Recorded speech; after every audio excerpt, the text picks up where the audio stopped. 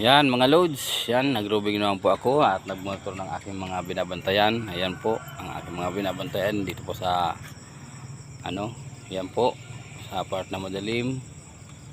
Lahat po ng mga ko binabantayan ko yan.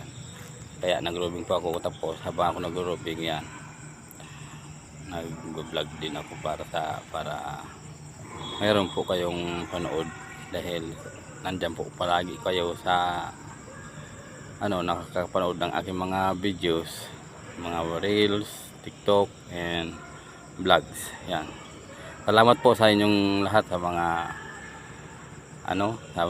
nanood ng mga aking mga vlogs, sa mga nag-follow, nag-like and share. Salamat po sa inyong lahat mga idol, dahil nandiyan po kayo para sa akin.